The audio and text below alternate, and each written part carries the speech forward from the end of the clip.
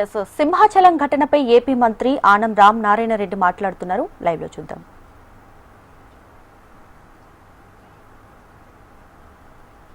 అలాగే నేను కూడా లక్షలాది మంది జనం, ప్రజలు, భక్తులు ఆ ఆలయంలో ఇవాళ స్వామివారిని సందర్శించడానికి క్యూ లైన్లలో పోయి వాళ్ళు అక్కడ ఈ యొక్క దర్శనాన్ని చేసుకుంటూ అన్ని ఏర్పాట్లు బాగున్నాయని అంటున్నారు.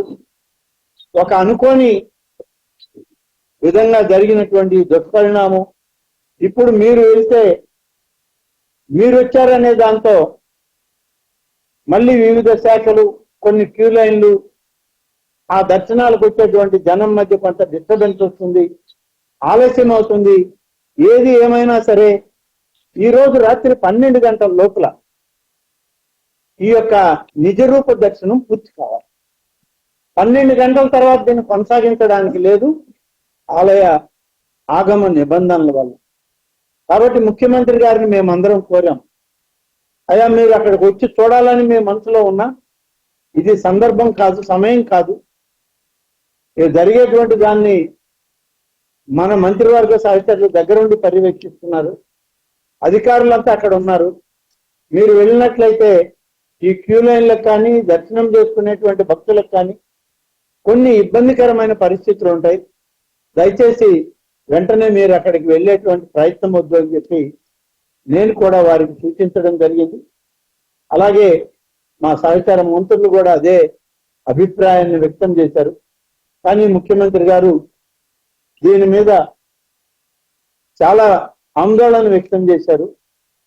ఆయన ఒక నిమిషం దిగ్భ్రాంతి చెంది, ఎందుకు ఇలాంటి కార్యక్రమం జరిగింది, ఇంతమంది ఉండి కూడా దీన్ని సరిగ్గా నిర్వహించలేకపోయారా అని చెప్పి ఆయన కూడా ప్రశ్నించడం జరిగింది. ఏదేమైనా ప్రకృతి వైపరీత్యంలో జరిగినటువంటి అనుకోని గాలులు, వర్షాల వరి పిడుగుల వల్ల జరిగినటువంటి ఈ అవాంతరానికి ఇవాళ అందరం మా బాధను వ్యక్తం చేస్తున్నాం.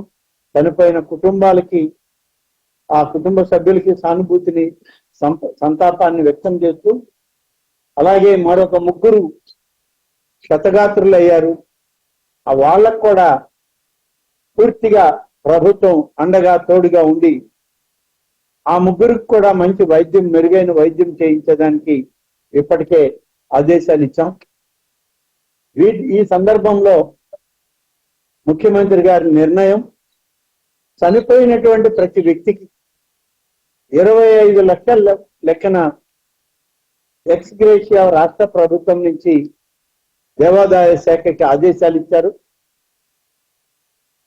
చనిపోయినటువంటి వ్యక్తులను ఆ కుటుంబాలకు తెచ్చి ఇవ్వలేను, కానీ కొంతైనా ఈ ప్రభుత్వం వాళ్ళకి తోడుగా ఉండాలి అని చెప్పి గౌరవ ముఖ్యమంత్రి గారు తీసుకున్న నిర్ణయం 25 లక్షల రూపాయలు చనిపోయిన వ్యక్తుల పేరిట ఆ కుటుంబానికి ఇవ్వాలని, గాయాల పాలై ఎవరైతే క్షతగాత్రులుగా ఆసుపత్రిలో వైద్యం చేయించుకుంటున్నారో మొత్తం వైద్యం ప్రభుత్వం దగ్గర ఉండి మెరుగైన వైద్యం చేయాలని, వారికి కూడా 3 లక్షల రూపాయలు ప్రభుత్వం నుంచి, దేవాదాయ శాఖ నుంచి ఇవ్వాలి అని చెప్పి ముఖ్యమంత్రి గారు నిర్ణయం తీసుకొని ఆదేశాలు ఇవ్వడం జరిగింది. ఇప్పటికే విశాఖపట్నంలో ఉన్నటువంటి మా సహచార మంత్రివర్యులు దీన్ని అక్కడ మీడియాకు కూడా చెప్పడం జరిగింది. ముఖ్యమంత్రి కార్యాలయం కూడా దీని పట్ల ఒక నిర్ణయాన్ని వెలువడించడం జరిగింది. అయితే ఈ సందర్భంలో ఇప్పుడు జరిగినటువంటి ఈ యొక్క ప్రమాదం ఏదైతే ఉందో దాన్ని ఇప్పటికిప్పుడే విశ్లేషించి ఇది ఎలా జరిగింది, ఎవరి వల్ల జరిగింది, ఏ తప్పు జరిగింది అనేటువంటిది విశ్లేషించడం కన్నా